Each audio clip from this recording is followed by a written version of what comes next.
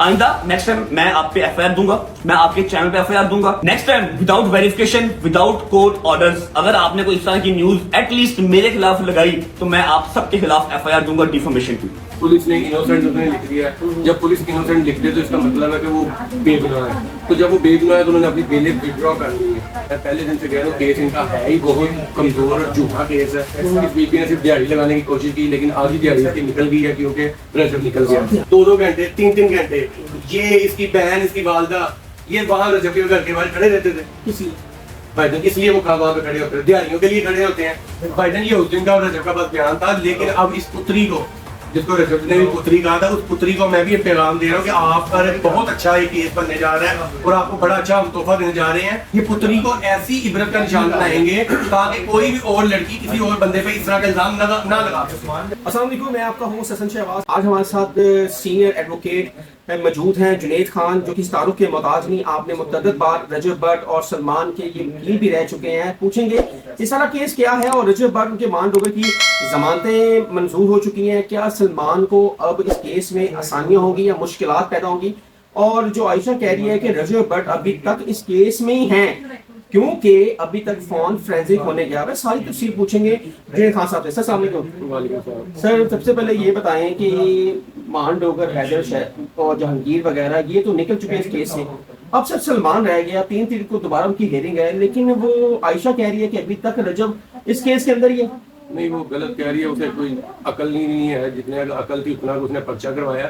तो रजब की हद तक और बाकी जवाद की हद तक और बाकी जहांगीर वगैरह की हद तक पुलिस ने इनोसेंट उसने लिख दिया है। जब पुलिस इनोसेंट लिख दे तो इसका मतलब है कि वो बेगुनाह है। तो जब वो बेगुनाह है तो उन्होंने अपनी बेलें विड्रॉ कर ली है। तो बेलें विड्रॉ हो गई हैं, वो क्लियर है, इनका ही केस झूठा साबित हो गया।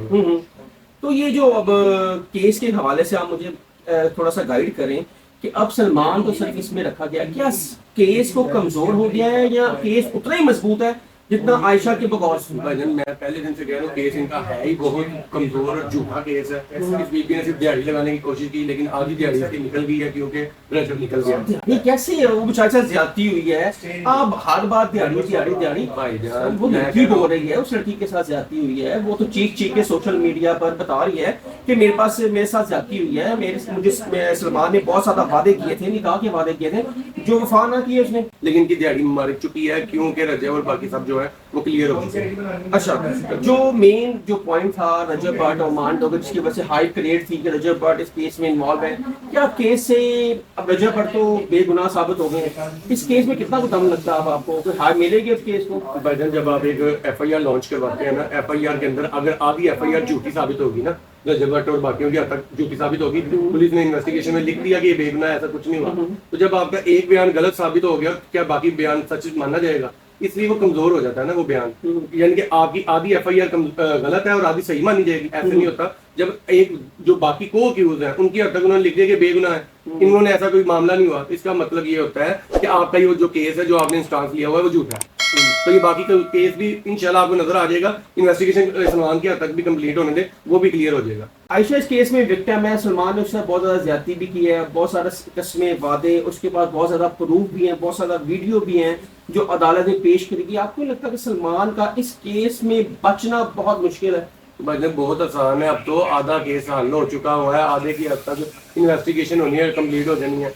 अब उस बीबी की फ्रस्ट्रेशन यहाँ से आप शो कर लेना, देख लें कि वो कल को कह रही होती थी रजब भाई, अब वो जब से वो रजब क्लियर हुआ है तो वो वीडियो में कह रही है रजब भट्ट कौन होता है, ये कौन रजब, मैं वो क्या, अब इसे पता चल गया कि रजब ने 1 टका नहीं देना क्योंकि वो क्लियर हो गई है ना। नहीं, उन्होंने कहा कि मैंने चाहे मुझे 1 करोड़ भी मिले, मैंने मिलना कौन दे रहा है? ओ भाईजान 1 टका नहीं मिलना, करोड़ तो बहुत बड़ी बात है। अब वो उसकी फ्रस्ट्रेशन यहाँ से शो देख लेना क्या कर रही है, और रजब ऐसे कर रही, पहले नहीं रजब भाई ये वो, अब उसे पता चल गया कि मुझे छितर पड़ गया वो अदालत से, वो क्लियर हो चुके हैं, तो अब 1 रुपए की दिहाड़ी लगनी नहीं है। तो अब वो ना इस तरह के बयान दे के सोशल मीडिया पे, और आप उसके कमेंट्स नीचे पढ़ा करें, माशाल्लाह लोग उसे बड़ा प्यार कर रहे होते हैं उन कमेंट्स में।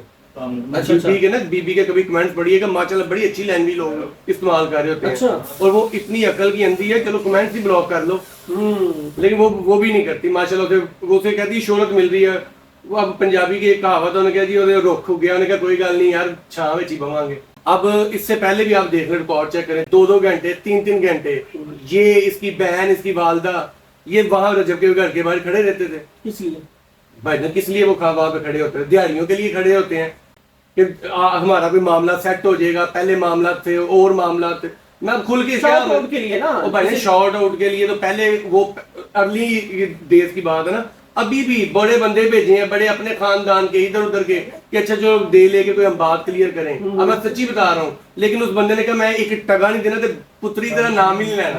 انہوں نے کہا میں نام نہیں لینا. بہت اچھا کیا اس نے اور دیکھیں اللہ تعالیٰ نے اسے سرخرو بھی کیا. میں نے اس دن بھی کہا تھا حق سچ کی فتح ہونی ہوتی ہے. جتنا مرضی پڑھ لیں جتنا مرضی کچھ کر لیں ان کا کچھ بھی نہیں بننا ہوتا. اچھا سر ہم نے رجب بٹ سے پوچھا تھا کہ آپ اس کیس سے باعزت بری ہو گئے ہیں, آپ کے دوست باعزت بری ہو گئے ہیں, آپ کیا عائشہ کے اوپر کیس کریں گے؟ کسی صحافی نے پوچھا تھا, انہوں نے کہا تھا کہ یار میرے پاس اتنا ٹائم نہیں ہوتا کہ میں کیسوں کی طرف جاؤں. بھائی جان یہ اس دن کا اور رجب کا بس بیان تھا. لیکن اب اس پتری کو جس کو رجب نے بھی پتری کہا تھا اس پتری کو میں بھی پیغام دے رہا ہوں کہ آپ پر بہت اچھا ایک کیس بننے جا رہا ہے اور آپ کو بڑا اچھا ہم تحفہ دینے جا رہے ہیں کیونکہ آپ نے پاکستان کے سب سے بڑے یوٹیوبر پر الزام لگایا اور اتنا ہی نہیں تو فین کا لگایا. اور ایک جواد جو ہے وہ ایک بزنس مین بندہ ہے, ایک پڑھا لکھا بندہ ہے, اس کی ساخت کو متاثر کیا آپ نے اور مان ڈوگر کی ساخت کو متاثر کیا, جہانگیر کو کیا.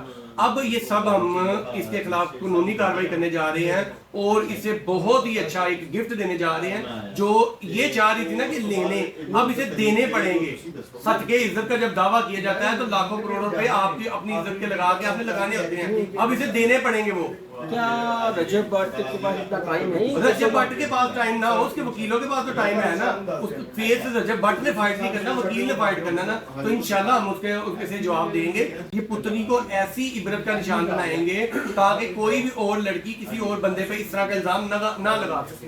اچھا آپ کے سمجھتے ہیں کہ رجب بٹ اب کا دماغ گھومتے ہوئے وہ کہتا ہے پتہ نہیں چلتا کیا گھوم گیا ایک دماغ؟ بھائی بات گھومنے والی نہیں ہے یار, اپنی عزت کی بات ہے. ایک بندہ منہ تھا, آج اس کا منہ بند نہ کیا, اسے عبرت کا نشان نہ بنایا, اس پہ کیس نہ کیا لیگلی طور پہ, تو کیا باقاعدہ کو کوئی بھی منہ اٹھا کے اٹھ کے آ جائے گی اور الزام لگا کے پرچے کرائیں گے؟ اس طرح ان جیسے لوگوں کو ہم نے کرنا پڑنا ہے کام.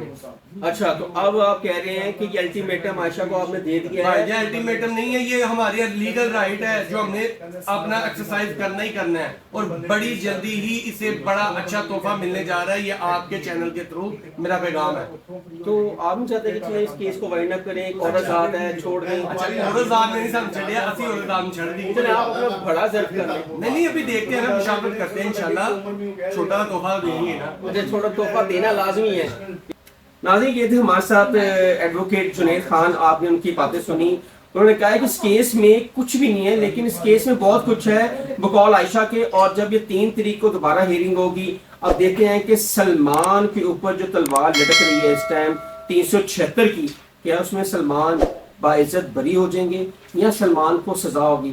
حسن شہباز کو اجازت دیں. کمنٹ سیکشن آپ کے لیے رائے کا اظہار ضرور کیجیے گا. تب تک کے لیے اللہ حافظ.